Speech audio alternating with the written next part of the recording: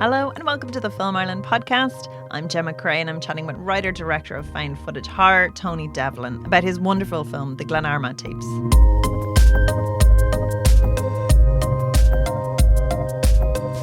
Tell me a little bit about how the idea came together. Yeah, so I ended up on the new writer focus course with NI Screen, and I was writing a particular movie, and it's called Doulaman.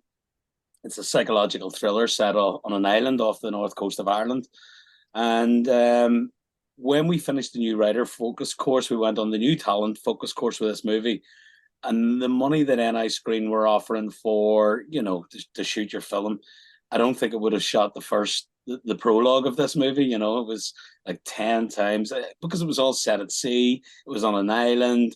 There's so many factors that just increased the budget so much. So we looked back on something that we had been considering since 2018, pre-COVID, and we started to develop it, and it was the Glenarma Tapes.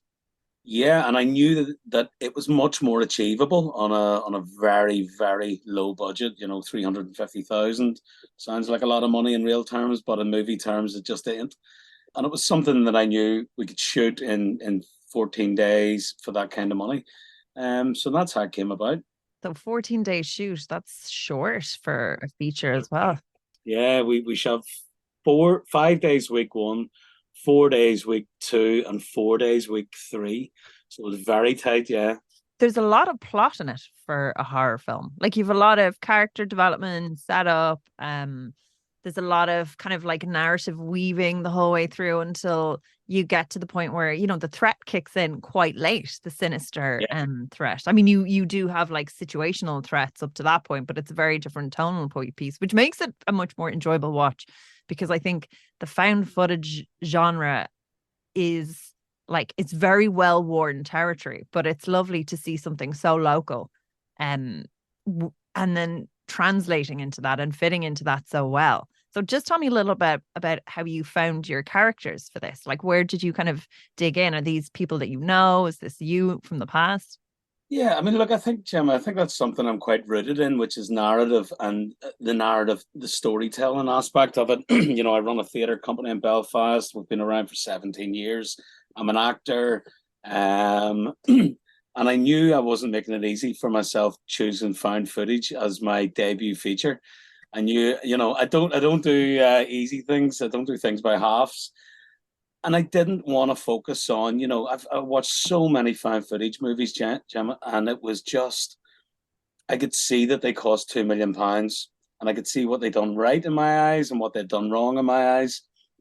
And I knew we didn't have that money, and so we couldn't focus on gore or, any of the tropes of found footage and scan lines and distortions and blackouts and blowout highlights and stuff. So I decided what we'll do is what we all do best, which is focus on narrative, create 4 central characters that the audience are going to relate to.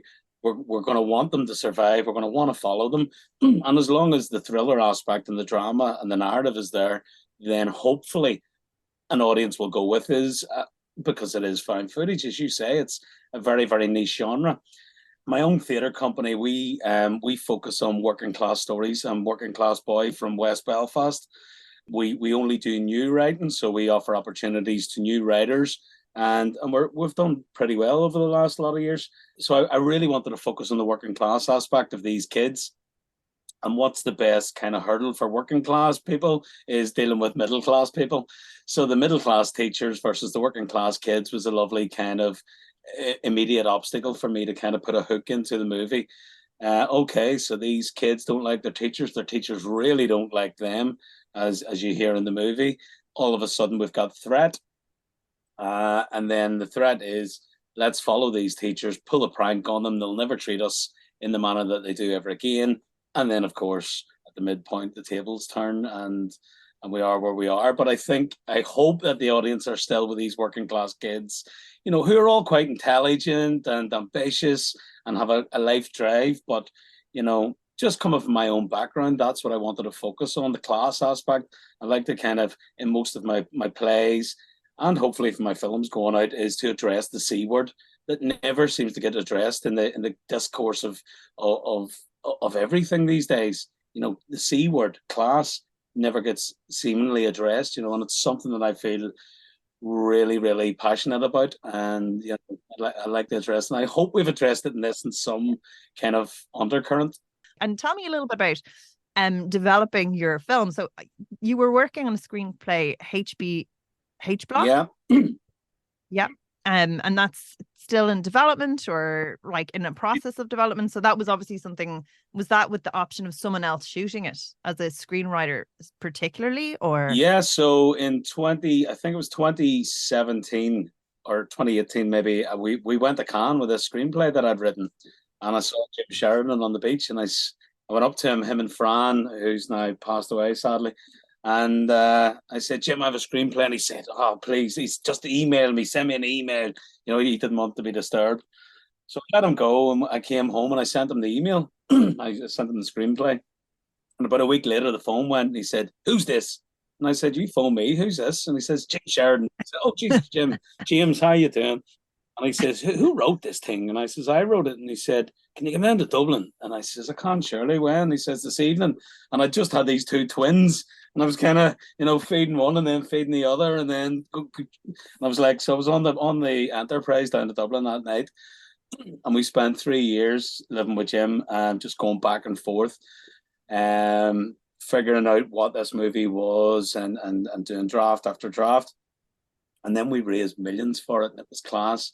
And all of a sudden, we went to Cannes, and we'd attached Cillian Murphy, Jamie Dornan, and Pierce Brosnan to play the three leads.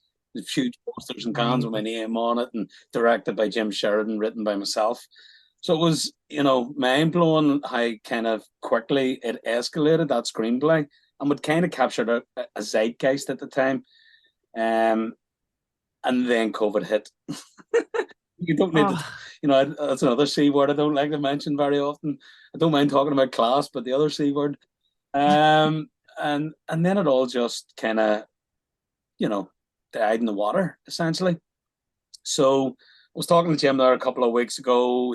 He's kind of currently busy on another project that he's working on with his daughter, but he's very adamant that we go back and we get this made, because we had raised so much finance. We were like 25% off total finance for this movie.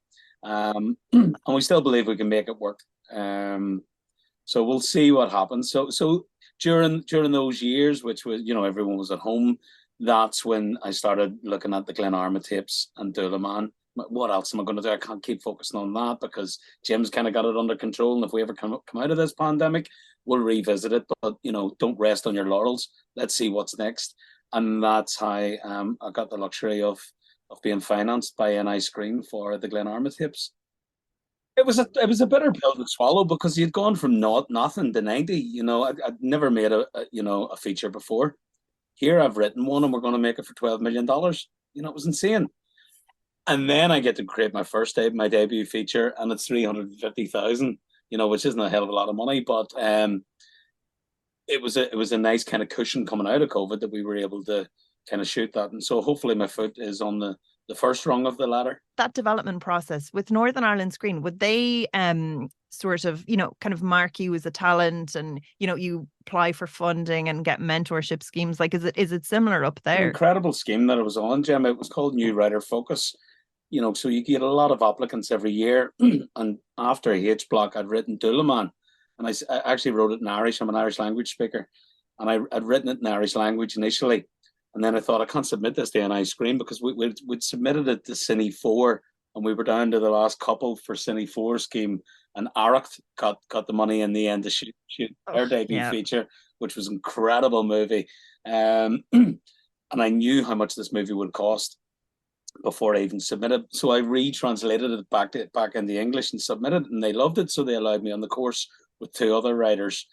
And we basically, between the three of us, with a mentor, Ursula Devine, who is heading up that scheme in NI Screen, just an incredible year, because it was during those COVID years as well. So you had a lot of time to focus on it, and a lot of time, working with the other two writers, listening to their experiences, taking feedback from those guys, constructive criticism, sharing it amongst each other, mentored by Ursula. I mean, you can't pay for that kind of experience.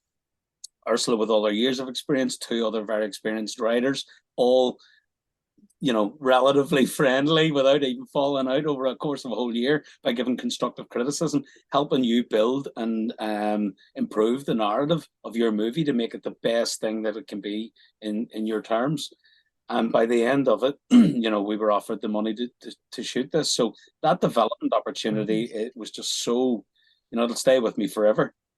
All the lessons that I That's learned through amazing. that, the opportunities, we flew to London, to Edinburgh. We met industry professionals who also give us constructive criticism, feedback, how this movie can be financed, all the rest of it. So it was one of those courses where you'd easily pay tens of thousands of pounds just to learn your craft, and we did it in a very condensed year period. It sounds like a really great all-rounder, because so often schemes, maybe they'll just focus on the screenwriting, but there's a plethora of other. Nurturing, not being condescending to new young writers. We were all in our 40s, I think. Oh, MC will kill me. She's probably a bit younger than that. She's 30s. But we weren't 21-year-olds. We weren't just out of school or out of college. So it was that kind of thing about knowing that we all had experience in our own kind of crafts, but mentoring that to make sure that our scripts were the best that they could potentially be. And speaking of that, you've directed an enormous amount of theater for in all of in every single sized venue. So tell me a little bit about how it's different for a feature and what's the same with regards to the skills, the talent, the requirements, the prep. Yeah, I get that question quite a bit. Even in Q's and Q&A's and stuff about the difference between going from theater to film.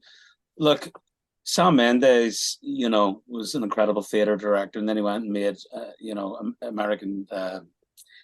Here's the thing: if you've enough experience as a theater director, you operate with a black box. You've nothing. You're lucky if you maybe get 10 grand off the Arts Council to create another world and suspend an audience disbelief in a room with a black box and a couple of actors. Maybe if you're lucky enough to have a set. But if you have enough ability to kind of transcend an audience for 2 hours in a theater with just actors and no special effects, and you don't have the luxury of a camera, car chases and all the rest of it, and take them on a journey, then I think that'll hold you in very good stead. If you have a good way with actors, which was, as you've seen from our movie, which was imperative. We didn't have, as I said to you earlier, Gemma, we didn't have the finance for the gore, and we didn't want to reinvent the wheel with the found footage genre. It had already been done 10 times better than I could ever do or afford to do. So my focus was my relationship with these 4 protagonists. Now I've had 20 years of experience of doing that in a theater, of working with one-man shows to 8-man shows and bigger. And as you say, toured all over Ireland, Britain, America. And I think that ability to take on shoestring budgets to be able to have successful productions that transcend audiences' disbelief for 2 hours held me in very good stead. Now, the downside of it is a kid coming out of film school at 21 years of age will know a lot more about lenses than I would ever do of a camera. But so I done a lot of reading beforehand. I done a lot of kind of research. I went through, no film school, free online. And I thought, if I get a good DOP, never let, my advice kind of to anyone coming in to direct film for the first time would be don't let cameras get in the way of, you being a first-time feature film director. If you're a director, you're a director. If you get a good DOP, they will talk you through lenses. As long as you've got the vision, as long as you understand composition, and you can work with actors in order to get the best performance of what the DOP is trying to capture in front of that camera, all of that's going to hold you in really good stead. Don't let the kind of image thing, the camera issues hold you back from taking a foray into film. And I got an incredible DOP. It was her first time feature.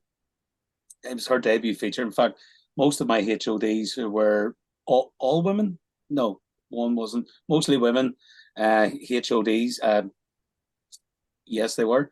All first time feature debuts. and me and her just clicked from the off. I interviewed everybody for their jobs, which I also think is very important. And as soon as me and her got on it, I mean, I'd interviewed 7 people, I think. She was the second last, and I knew immediately. There's no point in saying anybody else. She gets my vision, she gets my movie, she's coming at me with all these ideas, and me and her's going to get on like a house on fire.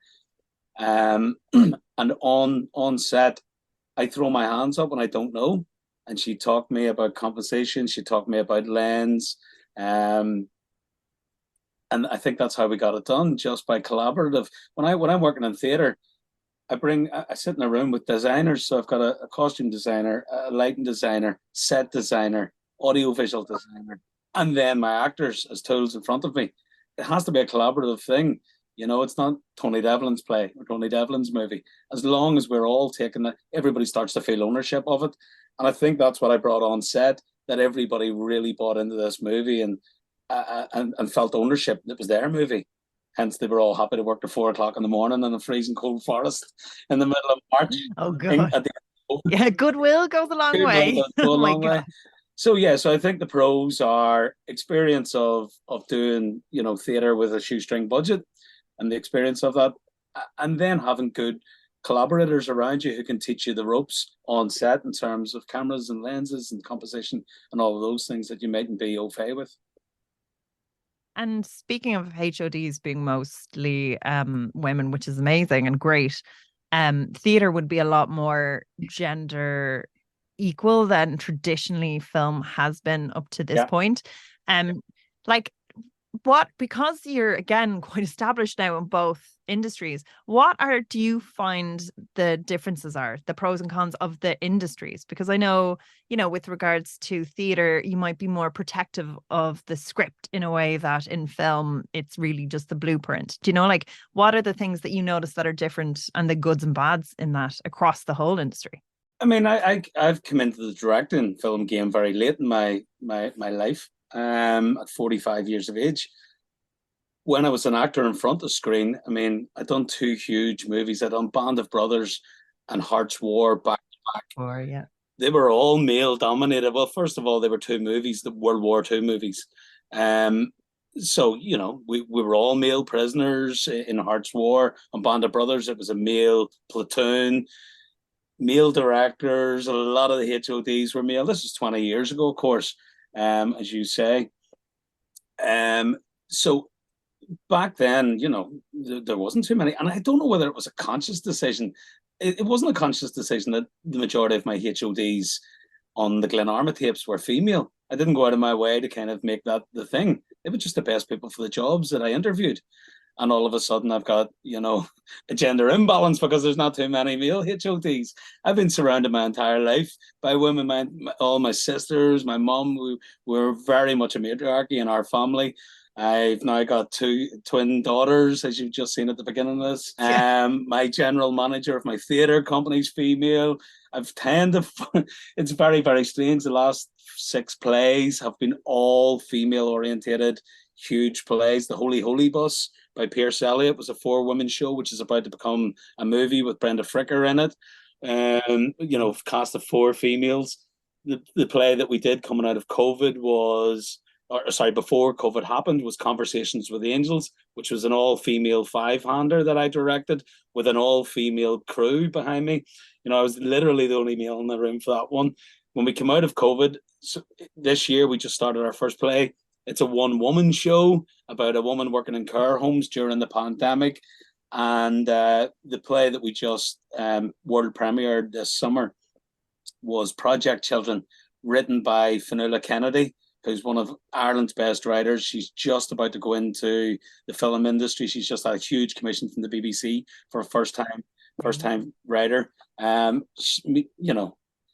I don't know whether it's conscious decisions at this stage or whether it's just the way the world's going. But for me, it was, these are the best scripts. It just so happens to be written by a woman. These are the best people for the jobs, the HODs. My DOP on Glenarma Tapes, she was the best person for the job. It was never a conscious decision for me, I think. maybe I just feel more comfortable having all these really strong female voices around me, telling me, keep me in my place, and telling me, making sure that I don't step out of line. In relation to script, what was it about script? Yeah, no, it's just I know, and the text is treated very differently Oh yes. in theater than with Oh film. You know, in film it's really seen as a blueprint and the director can like cut yeah. anything at any point, and in theater it's you know more protected and Well, I don't know about that, but it's interpreted. certainly not in our theatre company, because in our theatre company we only do new writing. So for example, me and Fanula, I commissioned Fanula in July last year to write this script, and she gave me a final draft at Christmas there. So for those 6 months, me and Fanula were going back and forth saying that's never going to work. Shouldn't be in this play. This is a story for another play altogether. Wow, maybe the end should be closer to the beginning, and we would have a different end. And so we were always moving things about. So writers who I commission for the theatre company know that they can't be precious, because it's new writing, and it's going to have a course of development. Because it's new writing, it's just not ready on first draft to go out there. With film, I mean, I was the writer on the co-writer on Glenarma Tapes, so it was always open for development, not just prior to shooting, but on shoot. One of the best things one of the best decisions I think we ever made was that once I got the right cast together, because it was a no acting zone. I wanted these kids to be inexperienced. I didn't want that kids coming along saying I've acted in this movie, that movie. I wanted an experience, because as I've said to other people, if theatre's naturalism, film is realism. What's found footage? It's the far side of realism. It's like no acting zone. I'd say to the actors every day, if I see any acting, someone's going to be found buried in this forest. I don't want to see any acting. When I shout action, no acting, no performances. Just got to keep it real, because it's a guy following you around. So then the suspension of disbelief goes even further. So I was saying to them, look, if something goes wrong, if a tree falls over or a tree branch falls down, hits you in the head, don't stop acting. Just keep going. Just keep going. We'll follow you with the camera, and that'll be gold, because the other characters will react to that, take the piss out of you, and then it'll stay in the movie. So there was a lot of room for maneuverability in terms of script. I said, don't be rigid to these lines. I'm much happier for you to, if it's not colloquial enough, colloquialize it even further. If someone throws a wrong line at you, throw something else back at them. And a lot of those moments stayed in Glenarma Tapes, which added to the realism of found footage and the suspension of disbelief. Because the difficulty of found footage is the ones that I felt didn't hit home as much is when the cast, I could really tell they're acting, and so I don't buy into them and I don't believe them. And when it comes across like that, you kind of don't want to follow them, So I wanted those actors to feel there's no camera. It's be very aware that there's a camera following you around. Let's be unapologetic about that, and then we'll get somewhere on the far side of realism.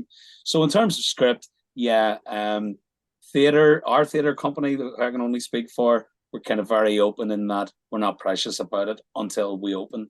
And the same with Glenarma Tapes was a fluid, organic process, even on set. And one of the things that really works is, how you examine that real life friction between, these kids, these working class kids, and their sort of pretentious middle class teachers. Do you find, what are the themes with you as a writer, specifically to the writing that you're drawn to either working on as a director or creating yourself? What are the themes you find yourself going back into more? Do they change from project to project completely, or does it boil down to, like something like identity, or like is there anything that you feel like you're kind of constantly exploring through your work? It's a really difficult one, because I don't think there ever is. If you look back at the canon of our theatre company, of what we've done, it's such a broad range. I've always said, let's never put Brassneck Theatre Company, let's never pigeonhole ourselves. Let's never put ourselves in a box to say we're physical theatre company. If we want to do Hamlet, we'll do Hamlet at some stage. But I think it just happened organically. that we became the new writing theatre company, because I was getting so many scripts in from writers who would never have the opportunity to go on the main stage of the Lyric Theatre or the Abbey or the Mac Theatre in Belfast. And I thought, I'm going to give these guys and girls the opportunity because these pieces are amazing and their voices are really strong. It's completely contrasting to our last play, which was, we done a comedy about suicide that we took to even New York City. How do you write a comedy about suicide? What's funny about suicide? Well, nothing. But when the Irish, how Irish humor, how Irish dark black humor goes, certainly Belfast black humor, when we're reflecting on stories of our friends who have maybe taken their own lives, we don't look at the dark side. We look at the, do you remember he did this? Do you remember he done that? All of a sudden, it's a laugh out loud comedy until the uppercut comes where we say, Jesus, he could have been a stuntman in Hollywood if he hadn't topped himself. And then the uppercut comes, so you find yourself creased over a woman. And then the next minute, we do this show we've just done, which was Project Children, which was an organization that took Catholic and Protestant kids out of Belfast during the 70s, 80s, 90s, and noughties to America for 6 weeks during the summer. So a very, very broad range in terms of what I enjoy doing. And it's about giving other people's voices a platform, irrespective of kind of what my voice is. My voice is, I guess, I was watching a Kubrick doc last night on Room 237 about The Shining, and you can kind of pigeonhole the likes of Kubrick because he had an IQ of 200 and he just painted beautiful pictures, composition, storylines. I think what I would say about me is, I don't know, I'm embarrassed now. It's just about giving the working class a voice, giving people who wouldn't necessarily have a platform to be able to showcase their voices. And that's what I enjoy doing as director. Yeah. And so you have screenings coming up. The horror crowd specifically are a tough crowd to please. How do you find, how do you find them? Were they welcoming? Because again, I think that sort of authentic Irish voice and Northern Irish voice and that banter, like I haven't seen that in that setting in that way. And that's that kind of spin on it that makes it really enjoyable to watch, because you're like, of course they'd be tough as nails as well, in a way that, like, three Yanks from Wisconsin probably wouldn't. Look, I know, look, from a very young stage of my directing career, even in theatre, I know the Bob Marley adage, you can please some people some of the time, but you can't please, and don't try and please everybody. It's not going to matter. If a lot of people enjoy this movie, happy days. Of course, you're not going to get 100% on Rotten Tomatoes. But for the percentage that do enjoy it, then you've achieved something. You had 350 grand, 14 days to shoot it. If you're content with it and some people enjoy it, then you've done your job, It's the world premiere next Saturday in Leicester Square in London. It's at FrightFest, which is going to have horror fans from all around the world who've seen every horror movie ever. I'm not an expert in horror, but as we talked about earlier in the film or in this Zoom, Gemma, I didn't want to go out of my way to be the best horror movie ever or the best found footage. We just focus on narrative and storytelling. And if we do that right, then everything else should effectively fall into place. So am I concerned? Of course, I'd love everybody to absolutely love this movie and tell everyone else to go out and see it.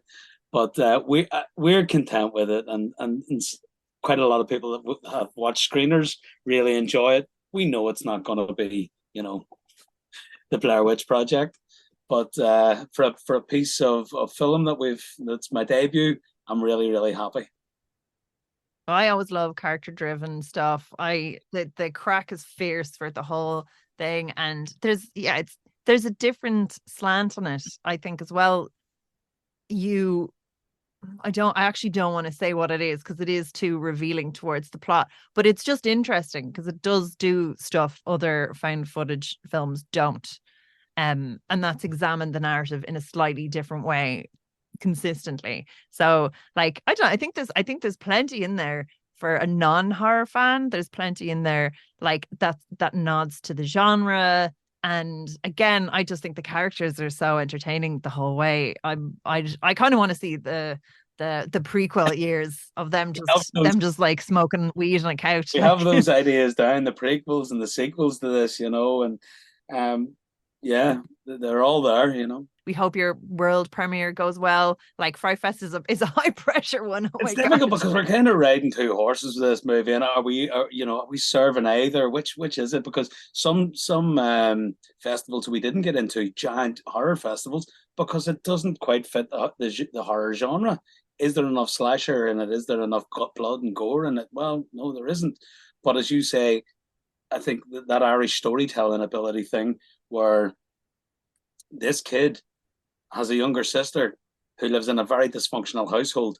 And if he doesn't survive, that young sister has to go back to that very dysfunctional household. So we kind of want him to survive to get back to her. And that kind of underpinned everything else before even the found footage element came into it, before um, the plot twist in the middle of the movie came into it. It was all about what are the hurdles and obstacles here for this kid, the protagonist, to have to be the protector of his younger sister. That'd be the driving force. And if we have that as the driving force, then hopefully everything else will fall into place. But we shall see. And actually, I did want to ask a little bit about the edit. Yeah, Did you find, because like 14 days, that's so tight. Did you find like there were, and if you're kind of editing at that scope, did you find anything had to change in that? Like, I know pacing is so important for horror, and the jump scares, to get the beats right. Did you maybe script things that had to be added in, and pickups or anything like that? we did. And I'll tell you why, because it's so difficult. I remember someone asking me to get some more coverage someday. And I was like, coverage? Coverage of what? This guy's following this guy around with a camera. You want a cutaway of birds flying and a caterpillar going up the tree? It doesn't work. It's not interesting. Just keep the focus on our protagonist the whole movie. Let's stick on him until the midpoint, and then it goes askew. So it was, in that respect, I knew the edit. Obviously, the edit is coming. So I wanted to. It was like a good production manager. You put out fires before they're even lit. And I think we'd done that in the script before we went into shooting to preempt that, because I knew the edit would be difficult otherwise. So we spent so much time going, there's no cutaways here. It's found footage. It's, we jump to this scene, we jump to that scene, and it's constant fun. I almost at one point in the writing process, it was like, could we do the whole thing in a oneer? And I was like, no, well, no, obviously not, because the movie would be 6 hours long. It'd be insane. And there's a great oneer in the middle of it, which is 6 minute long oneer when the kids go into the petrol station. We shot that 4 times. We shot that, and I still use take one because it was my favorite. Because all 5 actors, they didn't have any time to think. We just shouted action. They walked across the forecourt into the petrol station, saw the dude behind the counter, picked up the goods that they wanted, had the conversation with him. He hit the monologue of the creepy story to the kids. The kids said, "Let's get out of here," and we used take one on that because it was the winner. You know what I mean? So there's no cutaways in that, and it kind of we fired at the entire movie like that, Gemma. We were like, don't stop, nobody shout cut, please don't shout cut. Keep it going, because there's gold in the found footage genre of what isn't in the script. Of if somebody trips over, you see it. There's a moment where one of the kids falls off a tree crossing a river, and we all laughed at that, but we kept it in the movie. So in the edit, I just had an incredible editor, Shan. She was, again, I'd worked with her on T.G. Caher before. I'd done a series with T.G. Caher that went on for 5 years, and she was the editor on it. But this was her first feature film. So we already had that relationship. And, in the COVID years, she set up a studio in her house. So I'd go around to her house for the edit every day, and that really helped. And when the two of us are just on the same page in terms of buying into the movie, it was almost seamless. I'm actually frightened to go into if I get another movie into the next edit if it's not Shan. So I think when you're just on the same wavelength and able to work together and know just what's right in terms of cuts and pickups and all the rest, we only had a couple of pickups, not that many. And the weather gods were on our side. It was weird because it was the tail end of COVID, Gemma. So, but we were in a forest, and we always talk about this. It was like the 2 most glorious weeks in Irish history, in a forest in South Derry. And it was just sunshine all day for all those exterior scenes. And then at night time, it didn't rain. It didn't rain for 2 weeks in Ireland. It was unheard of. And we were out shooting to 4 a.m. It was class. So somebody or something was on our side. Thanks so much. It was lovely to chat with you. Listen, Gemma, thanks so much. Thank you so much. Enjoy and good luck. Good luck for the premiere. Oh my God. Come on.